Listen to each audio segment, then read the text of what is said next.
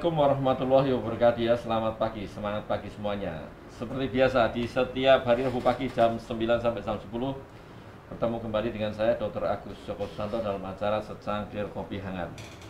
Seperti biasa, acara saya Kopi Hangat ini akan membahas tentang seluk-beluk penyakit autoimun dengan sistem imun tubuh kita.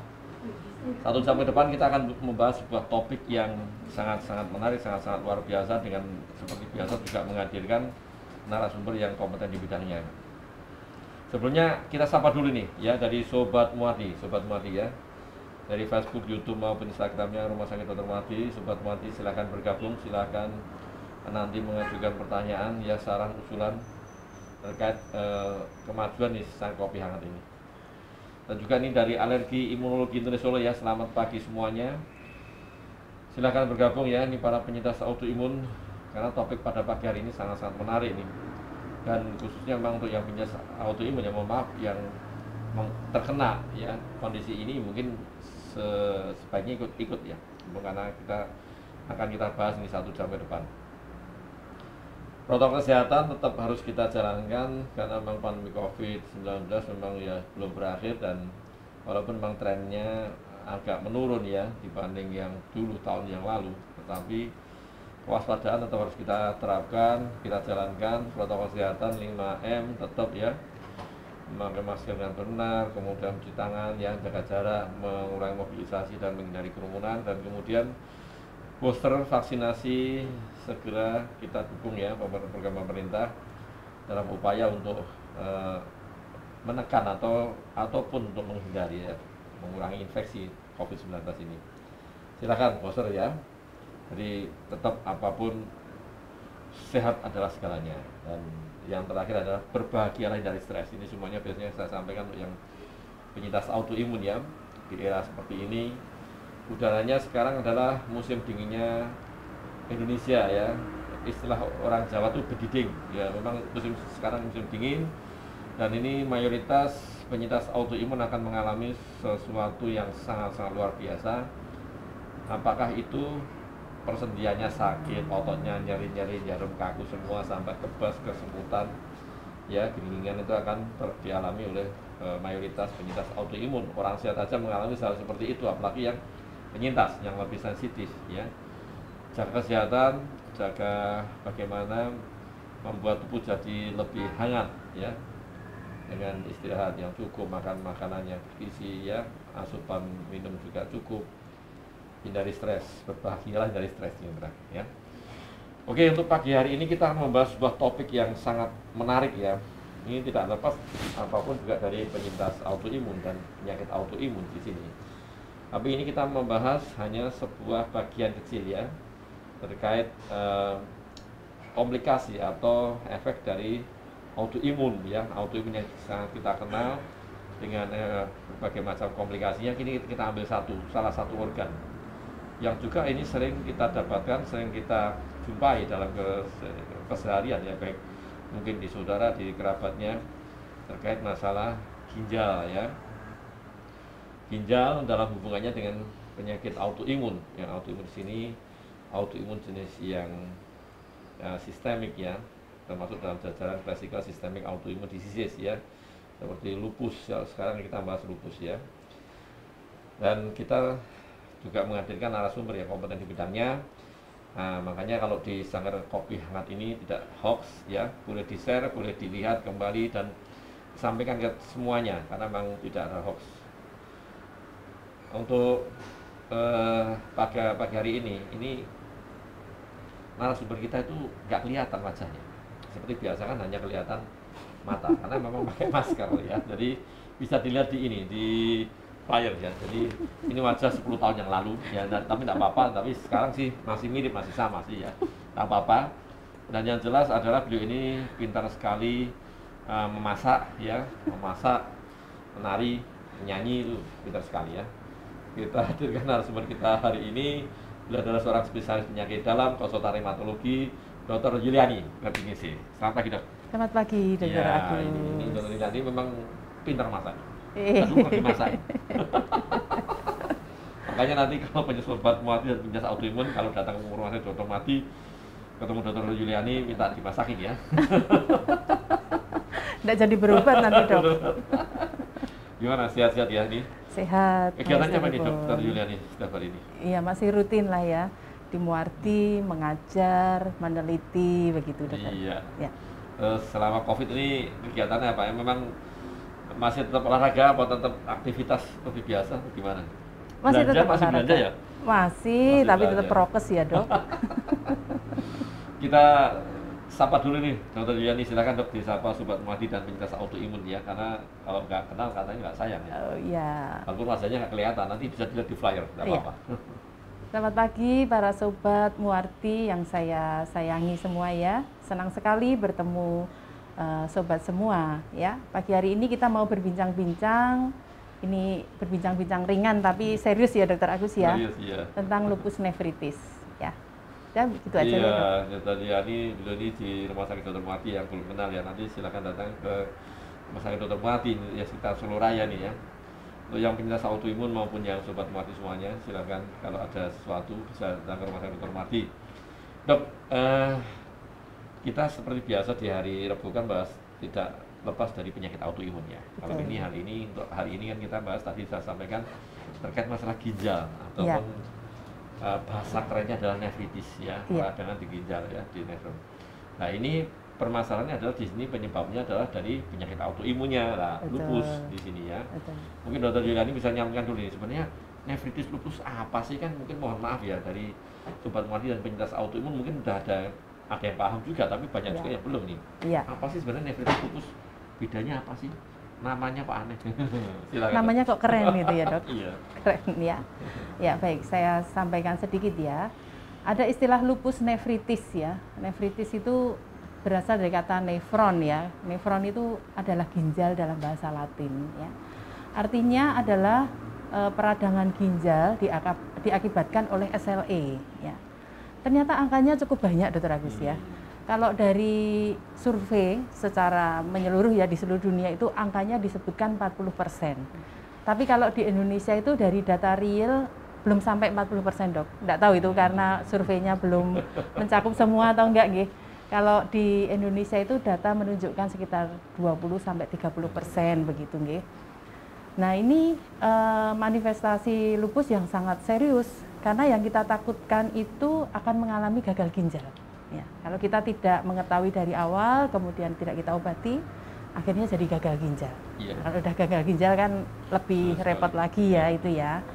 Jadi itu adalah lupus nefritis. Gitu, Jadi ya. Sobat Muarti mungkin kalau yang penyintas autoimun sudah agak familiar, terutama yang paham yang punya lupus ya. Kalau sudah punya lupus, oh ini ada istilah lupus nefritis ya. Iya. Jadi sudah sampaikan Dokter Yuliani tadi, dan memang prevalensinya banyak ya dok ya. Banyak, cukup banyak. Dan mungkin kalau di Indonesia sih ya sampai kita ketahui memang untuk data emang agak sulit ya didapatkan. Iya. Dan Iya. mungkin nggak tahu sebenarnya, mungkin lebih dari itu sebenarnya. Ya, betul, betul. Karena fasilitasnya kan Iya. belum bisa merata sampai saat ini. Dalam kesehatan gimana nih, Dokter Yuliani? Dalam kesehatan ketemu pasien-pasien seperti ini gimana? Oh ini udah langsung lupus nefritis atau gimana? Nah yang perlu diketahui kan kadang penyintas sendiri kadang nggak Iya, tahu iya. gitu loh. Ini gejalanya apa sih Apa dok? gitu ya. Tandanya apa sih dok? Nggih, nggih. Gejalanya itu sangat bervariasi Dokter Agus. Makanya betul yang disampaikan Dokter Agus. Banyak yang tidak tahu, tahu-tahu kok sudah bengkak-bengkak badannya, gitu, kreatininya sudah naik gitu ya. Sebetulnya si ini sangat jelas ya, mulai tidak kelihatan atau disebut dengan asimptomatis ya, sampai dengan gejala bengkak-bengkak, kemudian sampai dengan gagal ginjal stadium akhir. Nah, gejala yang asimptomatis ini harus kita waspadai, sobat semua ya. Rasanya tidak ada rasa apa-apa ya waktu itu ya, tidak bengkak, tidak pipisnya juga normal begitu ya. Baru diketahui pada saat melakukan pemeriksaan rutin ya. Seperti sobat ketahui, pada saat kita kontrol itu kan dokter mesti ngecek ya, selain tanya-tanya, kemudian mengetuk dan sebagainya, ada pemeriksaan laboratorium yang biasanya rutin dilakukan oleh para dokter pendamping lupus, istilahnya DPL ya. Ada pemeriksaan urin rutin salah satunya ya. Nah, pada penderita yang asimptomatis ini, pada pemeriksaan urin rutin itu mulai didapatkan kebocoran protein. Ya, kebocoran protein ya. Dalam berbagai variasi ya. Selain proteinnya yang bocor, mungkin sudah mulai didapatkan perdarahan. Ya. Kalau dari pipisnya sendiri mungkin tidak kelihatan dok, tapi dari pemeriksaan urinnya mulai ada eritrosit yang meningkat, mungkin lebih dari 5 per lapangan pandang besar ya. Kemudian ada endapan atau sedimen di situ ya, baik sedimen sel darah merah maupun sel darah putih. Itu biasa asimptomatis. Kemudian kalau itu dibiarkan mungkin mulai muncul gejala-gejala. Kok pipisnya berbusa ya dok? Itu sering kita jumpai ya dok. Pipis saya kok berbusa ya seperti air sabun gitu. Nah itu sudah tanda awal ya. Kemudian bisa berlanjut lagi. Kok saya bangun tidur seperti orang habis nangis, bengkak gitu, padahal tidak habis nangis ya, bendul gitu ya kalau orang Jawa bilang. Matanya kok bendul habis nangis gitu. Nah itu kalau nggak ngeh lagi mungkin akan diikuti bengkak di tempat lain ya. Kakinya mulai bengkak gitu ya. Kemudian tensinya mulai tinggi ya. Kemudian yang perlu diwaspadai lagi itu sebetulnya jumlah pipisnya dok ya. Jumlah urin itu bisa jadi penanda.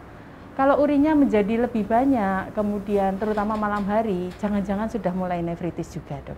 Itu stadium awal. Tapi kalau stadium lanjut justru nanti kencingnya akan berkurang ya. Demikian terus sampai nanti berlanjut sampai gagal ginjal yang sifatnya kronis. Gitu dok. Iya. Sobat Mati dan penyintas autoimun sekalian ya. Jadi sampaikan tadi Dr. Yuliani, yang perlu diwaspadai terkait paling gampang itu dari pola kencing tadi ya, pola kencing tadi. Ini memang ya namanya juga manusia. Oh ini biasa ini kan biasanya. Yang jelas adalah paling tidak ada kencingnya kok berbusa ya, berbuih kayak air sabun ya. Iya, seperti cucian sabun ya, gitu ya. ya. Memang, jadi berdebat-debat nih dari akhirnya siapa nih? So, nanti kalau misalnya seperti itu ya, itu kan kok bisa sampai seperti itu tuh, kira-kira itu penyebabnya apa dok? Kan biasanya kan kalau orang lupus ya, ada juga dia kan sudah minum obat rutin, ya ada juga yang memang sih belum, tapi kan kalau yang ada obat rutin kok tahu-tahu bisa seperti ginjal, itu iya, ya. Kenapa ini? Bisa seperti itu ya. Tapi ini sudah berobat rutin ya dok? Iya. Berobat rutin ya. Kalau sudah berobat rutin mungkin kita harus lihat faktor yang lain di luar obat bagaimana ya. Apakah faktor stres ada enggak begitu? Apakah kelelahan ada enggak? Atau mungkin ada obat-obat lain yang dikonsumsi yang arahnya ke ginjal ya. Biasanya obat-obat yang arahnya ke ginjal itu seperti obat rematik, obat anti nyeri, kemudian beberapa jamu itu arahnya ke sana ya. Ada juga antibiotik yang arahnya juga ke ginjal, itu juga memperberat fungsi ginjal ya. Atau mungkin ada faktor infeksi. Nah, infeksi juga iya ya, bagi para penyintas autoimun pasti tahu ya kalau infeksi merupakan salah satu yang harus diwaspadai. Jangan-jangan nanti autoimunnya bangun gitu ya dok. Kita santai-santai paling batuk pilek gitu, tahu-tahu autoimunnya bangun gitu ya. Atau dari pola makan, ini juga harus diperhatikan ya. Pola makan yang bagus untuk mencegah ini adalah mengurangi garam dok. Ya, garam ini harus diperhatikan, juga jumlah protein itu harus diperhatikan supaya tidak berlebihan. Itu dok di antaranya. Iya, terus tadi Dr. Rian sudah nyampaikan ya, bahwasanya karena tadi buat mati penyintas terutama penyintas kan sudah aktif, sudah minumnya rutin, obatnya serta tahu-tahu bisa jadi ginjalnya memang bermasalah ya. Tadi disampaikan, memang yang perlu diwaspadai adalah semua penyakit kalau sudah minum obat rutin, tahu-tahu ada gejala, tersering adalah nanti ada faktor pemberatnya, ya, pemberat pencetusnya ada. Setelah tadi sudah sampai Dr. Riani, ada infeksi, bisa ada peradang dan luar, atau memang ada yang memberatkan tadi penggunaan obat-obatan tadi bisa juga ya. Ataupun pola makan, pola hidupnya nggak bagus, ya jadi kan memang asupan nutrisinya nggak bagus, atau malah yang tidak bagus dalam artian di sini. Hanya milih-milih tertentu makanan dan apa itu bisa merusak fungsi ginjal ya. Terus kemudian asupan airnya juga kurang, jadi semuanya banyak ya. Itu yang sudah rutin, apalagi kalau yang sudah tidak pernah minum obat ya. Apalagi ya. Wah, susah ini. Makanya hati-hati sobat mati penyintas autoimun ya, hati-hati. Pokoknya taati yang disampaikan oleh dokter, pengobatannya harus rutin dok ya. Seperti itu. Terus ini kalau gini dok, nefritis lupus ini misalnya tadi kan sudah keluhan seperti itu, bisa seperti itu. Nah ini nanti Yang ditakutkan apa kalau memang tidak ditangani dengan baik ini, nefritis lupus ini? Apa jadi seperti apa? Akan jadi seperti apa ya? Ini yang ditakutkan, Dok. Iya. Ditakutkan betul kalau kita kontrolnya tidak rutin begitu ya, atau kontrol tapi kurang adekuat begitu ya istilahnya ya. Yang paling ditakutkan adalah gagal ginjal stadium akhir, Dok. Gagal ginjal stadium akhir itu artinya nggak bisa membaik lagi, ya. Sudah nggak bisa main-main nih, akhirnya terapinya nanti harus cangkok ginjal. Kalau nggak bisa cangkok ginjal ya berarti harus cuci darah seumur hidup itu ya. Kalau sudah sampai tahap itu kan menjadi sangat berat ya para audiens ya, harus diperhatikan betul. Ya, jadi ya, jadi memang salah satu tadi sampaikan Dr. Juliani, kalau ini kan hubungannya dengan ginjal, yang paling ditakutkan tadi tidak tangani dengan baik, lama-lama ginjalnya jadi rusak dan tidak bisa diapa-apain. Terakhirnya karena kan ginjal fungsinya untuk mencuci darah, betul. Akhirnya ya karena dia tidak bisa cuci darah, berarti harus diganti alat cuci darah. Perlu alat cuci lain. Jadi gitu ya, hati-hati ini yang jangan sampai ya. Harapannya adalah jangan sampai sejauh itu ya. Betul. Pengelolaan. Betul. Ada lah ini gini. Ini kalau yang nefritis lupus ini, apakah ada kaitannya juga dengan ini misalnya faktor genetik ini? Genetik. Misalnya mungkin orang tuanya dulu ada atau simbah kakek neneknya gitu. Betul, Dok. Ya. Memang autoimun ini munculnya nggak langsung tiba-tiba begitu ya, Dok. Sebenarnya ceritanya itu panjang kalau mau diceritakan. Tidak cukup hanya 1-2 tahun itu. Sejak dari lahir itu sudah ada ceritanya ya. Yaitu adanya faktor genetik ya. Dari kakek, nenek, orang tua gitu ya, sudah ada faktor genetik yang dibawa. Tetapi kan kalau genetik terus muncul ya, menurut penelitian itu sekitar kalau nggak salah 20-40% ya. Sedangkan sisanya adalah faktor-faktor dari luar tadi, faktor lingkungan, ada stres, ada kelelahan, ada infeksi, ada obat-obatan, ada polutan yang lain, dan beberapa faktor yang lain yang sampai sekarang pun kita belum bisa tahu penyebabnya. Ya. Jadi itu ya, memang ada faktor genetik ya, beberapa, tetapi memang betul saya sampaikan Dr. Julian tadi, memang tidak dominan ya, sekitarnya paling ya kita tadi ya, reaksinya sepertigaan lah dari ya, ada faktor genetik, kemudian ada faktor lingkungan, ada stresor, ada infeksi dan sebagainya, itu jadi satu ya, nanti kompleks sekali. Dan sebelum kita lanjutkan, silakan nanti join ya dari Sobat Mandian Penyintas Autoimun sekalian, silakan yang mau mengajukan pertanyaan boleh ya terkait masalah topik pada pagi hari ini ya, terkait masalah nefritis, lupus nefritis ya. Jadi bisa Anda tanyakan Sobat Muadi dan penyintas, terutama ini penyintas nih, gimana kabarnya? Penyintas ini mungkin kalau masalah lupus nefritis sebenarnya sudah sering sudah ya, sangat paham ya, terutama yang mohon maaf mengalami sendiri bagaimana rasanya, keluhannya bagaimana, harus bagaimana, susahnya ya kan. Ini memang yang sangat-sangat ditakutkan, semoga tidak sampai sana ya. Dok, ini terkait masalah yang lupus nefritis ini kan biasa juga memang sampai ya gagal ginjal, dan kalau tangan dengan baik kan bisa meninggal kan, biasanya seperti itu ya. Nah kalau misalnya, nah ini yang kalau sudah seperti ini gimana? Ini dari apa yang perlu dilakukan oleh yang penyintas ini yang sudah mengalami lupus nefritis ini? Apakah itu nanti ngatur pola makannya, pola aktivitasnya, dan obatnya bagaimana nih? Oh iya. Untuk para penyintas ya yang sudah terkena lupus nefritis ini, sebetulnya yang penting itu adalah mentaati ini ya, nasihat dari dokter ya, sarannya ya. Biasanya dokter akan menyarankan satu pasti pola hidup. Pola hidupnya seperti yang disebutkan tadi, minumnya harus cukup, makannya harus rendah garam, proteinnya harus disesuaikan. Kemudian tidak boleh kolesterol juga, Dok. Makanan tinggi kolesterol juga tidak baik untuk kasus-kasus lupus nefritis ya, dan sebagainya. Kemudian yang kedua ada faktor obat ya. Obat ini juga tidak kalah penting pada kasus lupus nefritis ya. Nah, untuk mereka-mereka yang masuk, jadi ini lupus nefritis itu kan ada jenisnya ya, Dok. Ada 6 jenis gitu ya. Ini didapatkan dari biopsi. Pasien lupus nefritis itu kan di biopsi ya. Ada 6 kelas. Kalau untuk kelas 1, kelas 2, dan kelas 6 itu dulu, kelas 1, ya. Oh iya ya, nanti lulus SMP itu ya. Ya. Untuk kelas lupus nefritis kelas 1 dan kelas 2, kemudian kelas 6 memang tidak ada terapi khusus untuk lupus nefritisnya, mengikuti gejala yang dari luar ginjalnya ya. Misalkan Ya kena hematologi atau darahnya, berarti nanti terapinya sesuai hematologinya ya.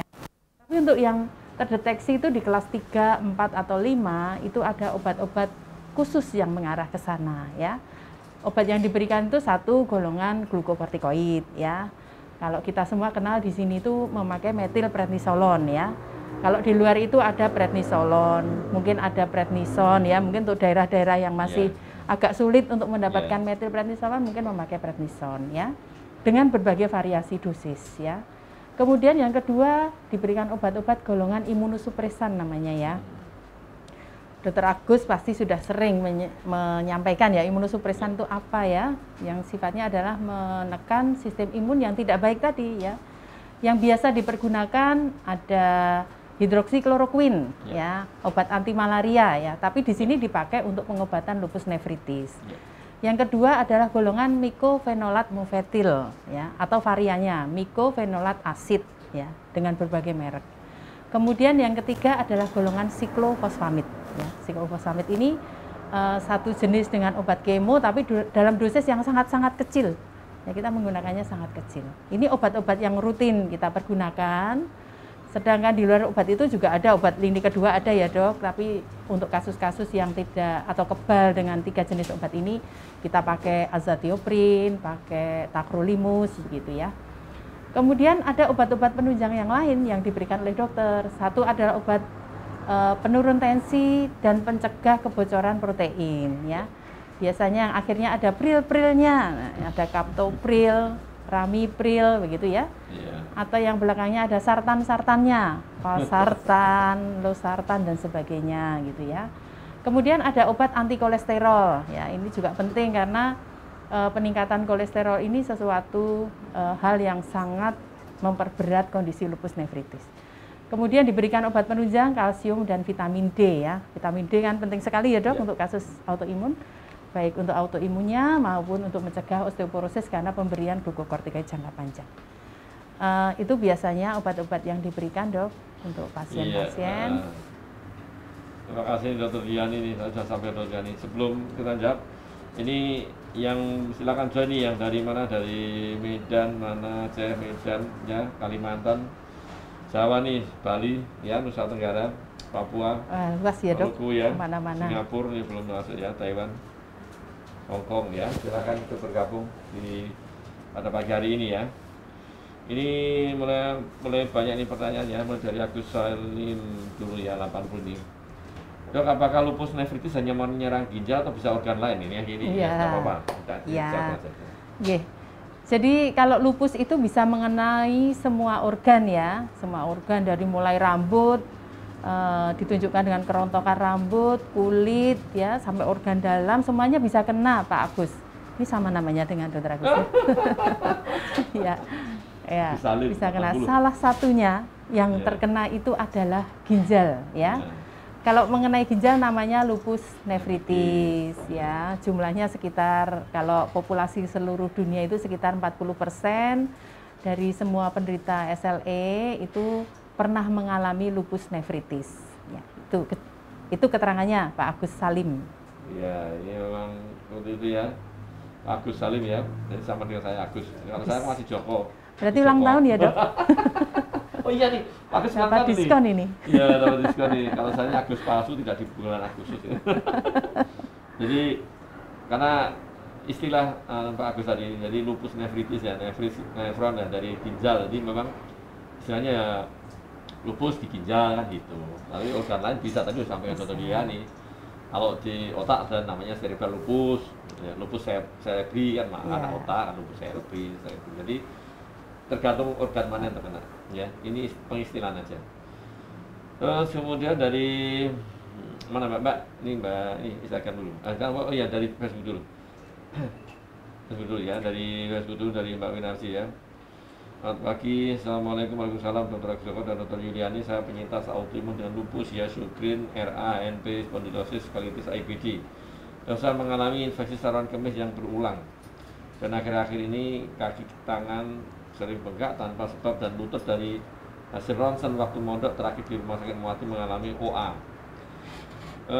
Dok, apakah ISK yang berulang bisa bermanifestasi terkena lupus nefritis dok, dan OA apa dari lupusnya atau RA-nya, Dok? Terima kasih. Nah, ini ada 2 pertanyaan. Jadi sering itu ISK bisa jadi manifestasi lupus nefritis enggak? Dan OA-nya ini apa dari lupusnya atau dari RA-nya? Selamat pagi Mbak, siapa tadi ya? Mbak Winasri ya. Selamat pagi Mbak Winasri. Terima kasih untuk pertanyaannya ya. Ini tampaknya Mbak Winasri ini menderita overlapping syndrome ya. Jadi ada beberapa autoimun yang terjadi ya. Jadi memang kalau orang menderita autoimun itu rentan terhadap infeksi ya, baik karena perubahan sistem imunnya maupun obat yang diminum gitu ya. Nah, pertanyaannya apakah infeksi saluran kemih ini bisa mengakibatkan lupus nefritis ya? Secara tidak langsung bisa, Dok, ya. Bisa Mbak Win ya. Karena tadi sudah disebutkan bahwa infeksi itu dapat membangunkan autoimunnya ya. Jadi harus hati-hati kalau ada infeksi saluran kencing ya segera berobat ya, jangan dianggap enteng. Paling saya minum cukup aja sudah sembuh gitu, enggak seperti itu ya, harus datang ke ahlinya ya, ke DPL-nya. Dok, saya tolong diobati ini sampai sembuh ini, takutnya nanti lupus saya bangun ini ya, gitu ya. Kemudian apakah ini bisa menyebabkan OA? Ya bisa ya, semua penyakit yang mengenai sendi, peradangan sendi hasil akhirnya menjadi osteoartritis ya. Osteoartritis itu artinya setelah sendi kita menyempit dan tulang rawan kita yang melapisi persendian kita itu menjadi tipis dan rusak ya. Peradangan tadi merusak tulang rawan kita ya, akhirnya terjadi osteoartritis ya. Gitu. Jadi ini semuanya berhubungan ya, berhubungan baik langsung maupun tidak langsung. Jadi monggo silahkan Mbak Winasri konsultasi dengan DPL-nya ya. DPL-nya Dr. Agus nih kayaknya. Ya nih Mbak Winasri ya. Tadi memang bisa ya, tadi saya sampaikan Dr. Liliani, memang bisa terkait karena kalau sering infeksi berulang ya, infeksi berulang otomatis kan bisa naik, terus kemudian menimbulkan peradangan di sana, terus infeksinya sendiri bisa menyebabkan nefritis juga, dan lupusnya juga bisa menyebabkan nefritis. Jadi memang ya simalakam, ya dua-duanya itu hubungan bertimbal balik ya, dua-duanya. Wah juga tadi saya sampaikan Dr. Yuliani ya. Jadi yang terpenting adalah berbahagialah dari stres. Jadi yang terpenting terus kelola dengan baik. Ini makanya mohon maaf, biasanya kalau penyintas autoimun kan ya, mohon maaf ya, memang ya baperan sih. Lebih baper dibanding orang normal karena memang lebih sensitif ya. Jadi harus bisa mengelola ya. Healingnya adalah kayaknya ke mall semuanya. Healing, tapi bisa healing bisa enggak, karena kalau ke mall pulangnya nggak bawa tentengan ya sakit. Nah jadi anu ya, tambah sakit. Tapi kalau bawa tentengan ya ada sakit. Ini dari Instagram Mbak, dari atas Mbak. Assalamualaikum warahmatullahi wabarakatuh, Dok. Ini izin bertanya, gimana cara membedakan lupus nefritis sama batu ginjal nih? Gimana? Jadi biasanya ya untuk membedakan ini dokter pasti punya pertanyaan-pertanyaan kunci ini ya. Nanti kalau dari tanya jawab dengan pasien begitu pasti ada pertanyaan kunci. Salah satu pertanyaan kuncinya kalau orang punya lupus nefritis mungkin akan ditanya, adakah tanda-tanda lupus yang lain gitu ya. Mulai dari rambut rontok, sariawan, kelainan kulit, kelainan darah dan sebagainya. Ada tidak gitu ya. Sedangkan yang sakit batu ginjal kan tidak ada tanda-tanda SLE yang lain gitu ya.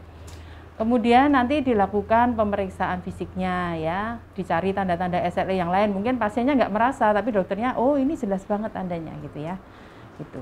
Kemudian kalau dari urinnya ya, ini tadi kan kita banyak menemukan tanda dari urinnya ya. Kalau lupus nefritis itu ada kebocoran proteinnya, pada batu ginjal itu belum tentu. Ya, mungkin ada kebocoran tapi sedikit, tapi bukan dominan ya. Kalau di lupus nefritis itu dominan sekali, bisa sampai kalau dikumpulkan ya urinnya selama 24 jam kemudian dibawa ke laboratorium itu bisa lebih dari 3,5 gram per hari ya, tinggi sekali, makanya berbusa. Kalau adanya darah di urin mungkin sama ya, karena sama-sama melukai ya. Kemudian adanya leukosit atau sel darah putih yang merupakan penanda infeksi. Mungkin kalau lupus nefritis umum, secara umum tidak ada infeksi, tidak ada, tapi batu ginjal sering juga menyebabkan infeksi. Jadi itu tadi, membedakannya seperti itu. Dari pertanyaan mungkin ada tanda-tanda lupus yang lain, dari pemeriksaan juga kita akan menemukan tanda lupus nefritis yang lain, lupus yang lain. Kemudian dari urinnya tadi akan kita temukan adanya protein yang dominan pada pemeriksaan urin rutin. Iya. Itu. Begini ya Mbak, hati-hati ya, memang agak beda memang salah satu tadi. Kalau gejalanya sih mungkin ya agak mirip, tapi memang ada juga bedanya juga kalau tergantung batunya di mana. Ya.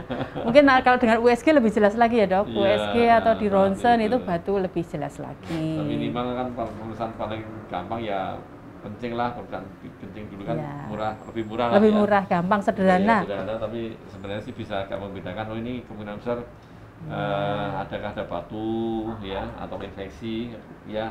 Dokter yang akan baca, jangan Ya. dibaca sendiri. Jadi cek kencing sendiri, dibaca Bingung sendiri, nanti. bingung sendiri, ini hasilnya apa ini? Iya. Seperti itu ya. Terus ini dari Benny Haryono ya, 77 nih. Dok, apakah lupus nefritis dapat dicegah? Saya penderita SLE 1 tahun ini. Oh iya. Ya, bisa ya. Bisa, harus semangat ya. Bisa. Caranya dengan mengontrol penyakit lupusnya secara umum ya. Tidak boleh telat minum obat, harus kontrol. Itu kuncinya nomor 1. Ya. Sedangkan pendukung yang lain tadi tidak boleh terkena infeksi ya. Kalau kena infeksi ya sebentar saja, cepat berobat ya. Kemudian mengurangi garam. Kemudian kalau ada darah tinggi ya darah tingginya dikontrol. Tidak boleh minum obat sembarangan begitu ya. Tapi kunci pertama lupusnya harus terkontrol dok. Iya, kontrol lupus ya. Harus ini ya kuncinya ya, dikontrol. Apapun saya kira memang tidak hanya autoimun ya, semua harus dikontrol. Misalnya sakit gula ya tetap kalau biar nggak infeksi ya gula darahnya dikontrol.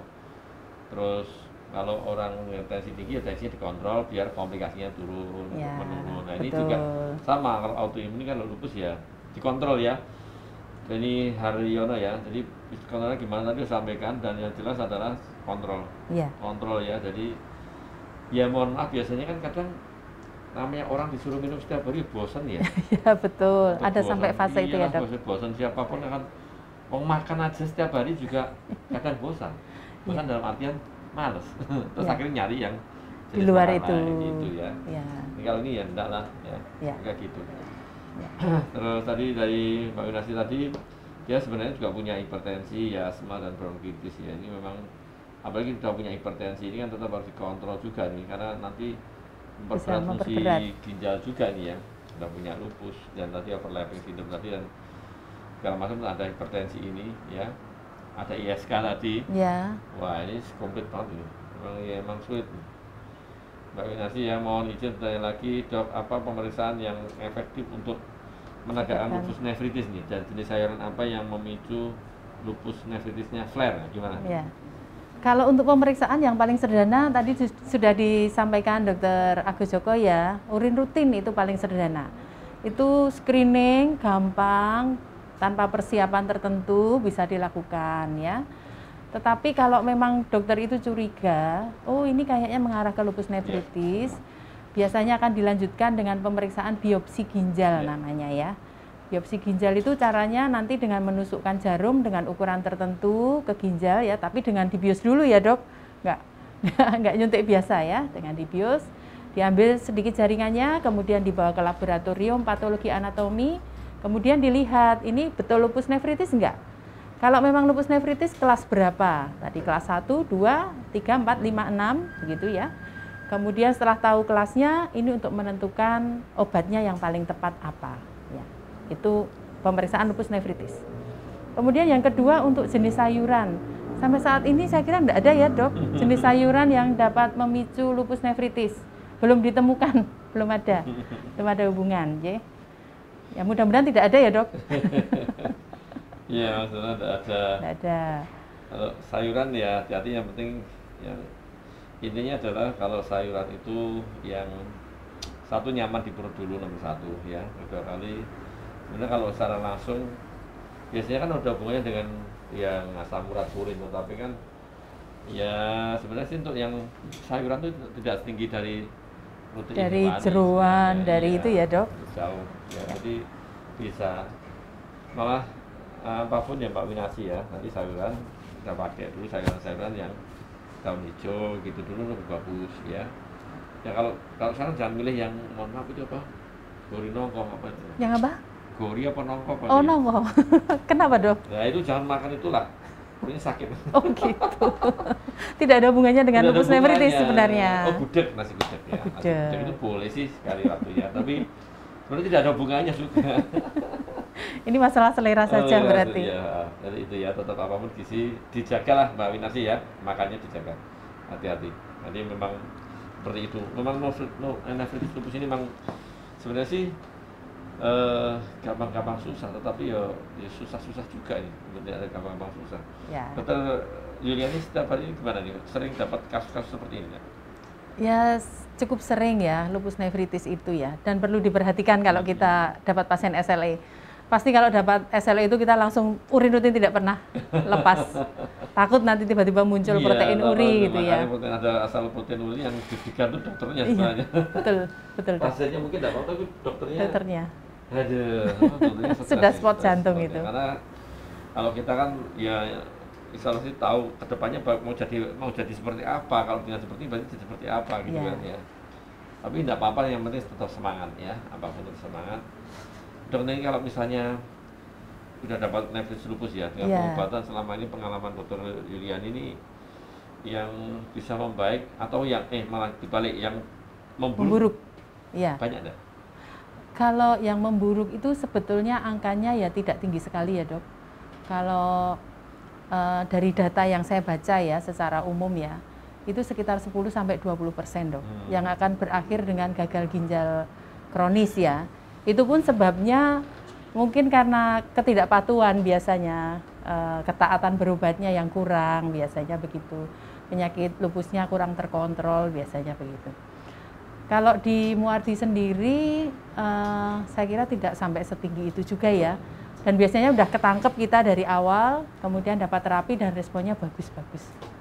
Iya, memang hati-hati. Jadi memang kalau yang lupus nefritis sebenarnya sih, itu memang kita harus hati-hati. Walaupun ya pokoknya kalau sudah punya ada penyakit autoimun harus hati-hati nomor satu. Ya, nanti betul. dokter kan akan aware, oh ini harus kita cek. Memang ya kalau tidak diobati ditangani dengan baik, mungkin dia tetap lebih besar sekali ya, bisa meninggal. Iya, betul. Makanya ya, tidak apa-apa, tetap semangat ya. Tapi bagus kok, teman-teman di sini itu pada kontrol rutin dan hasilnya bagus. Ya. Iya. Yang jangan saling support. Iya. Iya kan ini, saling support semuanya adalah yang dari keluarganya, dari pendampingnya itu kan terutama yang supportnya utama kan itu dulu ya. Betul. Dan jangan stres, karena dengan semakin stres itu kondisinya semakin turun nanti. Betul. Terus nanti ini jelek ya.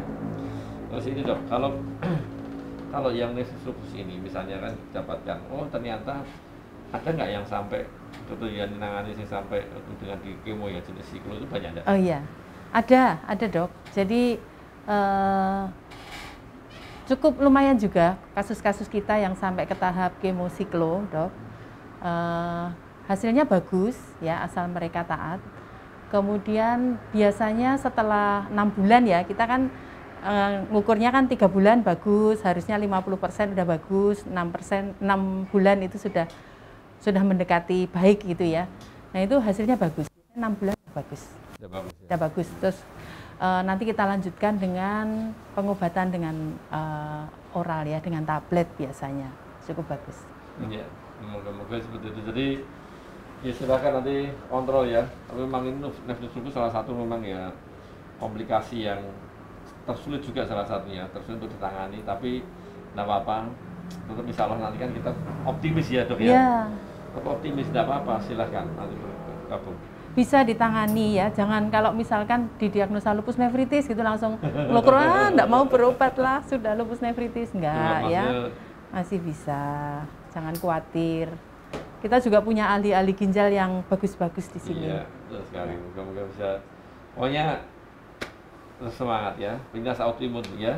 Penyakit autoimun ya. Silakan nanti kalau bergabung, dan ini nanti bisa dilihat kembali ya. Jadi silakan yang tidak bisa ikut bergabung ya. Nanti bisa melihat kembali live streaming pada pagi hari ini untuk nefritis lupus ya. Karena apapun ya, ini salah satu komplikasi yang juga sering kita dapatkan ya, sering terjadi juga pada lupus ya. Sebenarnya tidak hanya lupus, yang lain juga autoimun juga bisa menyerang ginjal, tetapi ini konteksnya memang paling banyak di lupusnya, lupus nefritis ya.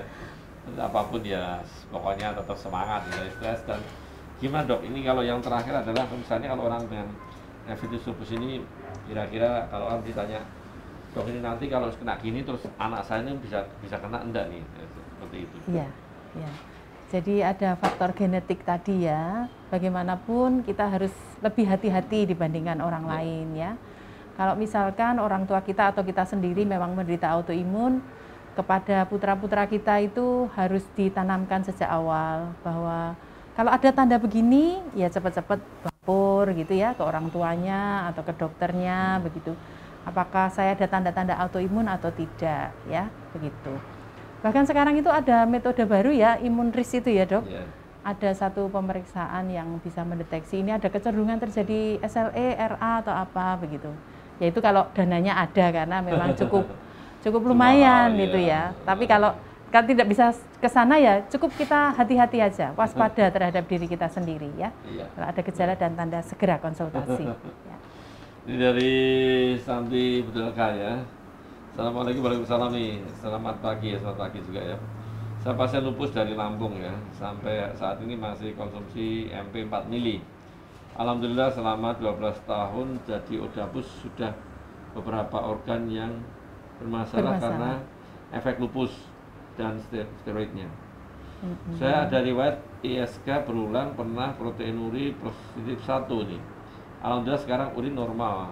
Pertanyaannya dok, bagaimana caranya ketika kita konsumsi obat terus-menerus tetapi tetap bisa menjaga kesehatan. Ya.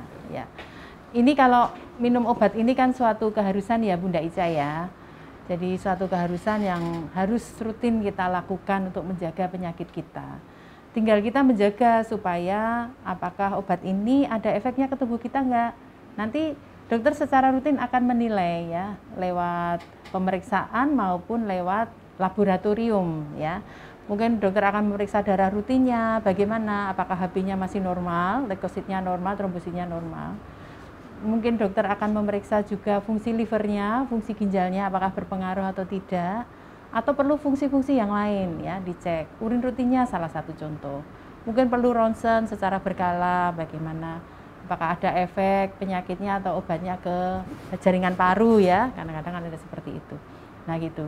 Jadi dua-duanya tetap dilakukan ya. Obat rutin harus terus diminum, tapi konsultasi dengan aktif berdiskusi dengan DPL-nya itu penting sekali ya. Harus rutin, tidak boleh mengobati diri sendiri, nggak boleh. Oh, obatnya saya ini aja terus kok. Nggak apa-apa, saya minum obat ini tanpa pengawasan. Nah itu harus dijaga, jangan sampai begitu. Gitu Dokter Agus. Iya, jadi pokoknya tetap kontrol rutin ya. Jadi dokter akan yang mengatur semuanya ya, bagaimana makannya, minumnya dan pengaturan dosisnya ini yang penting. Jadi kan nanti biasanya kalau sudah membaik itu kan dosis akan tetap diturunkan ya, diturunkan sampai paling minimal yang masih bisa mengontrol autoimunnya itu terkontrol dengan baik itu. Kan tujuannya di situ ya. Tapi kalau untuk lepas obat kayaknya agak susah juga memang kalau untuk autoimun. Ya mohon maaf sama dengan yang sakit gula, sakit tensi tinggi, hipertensi itu kan juga dengan minum obat setiap hari seumur hidup. Tapi nanti kalau ini bisa juga enggak seperti itu, bisa hanya Senin Kamis seminggu 2 kali, seminggu 3 kali, ya sudah kontrol dengan baik. Jadi pokoknya kontrol nanti kita akan kelola dengan baik ya. Dan ini Dokter Yulian memang nefritis lupus ini juga perlu diwaspadai untuk kita semuanya. Dokter juga pokoknya kita juga pokoknya saat dapat kasus ini juga ya berdebar-debar. Tapi tidak apa-apa, yang penting semangat ya.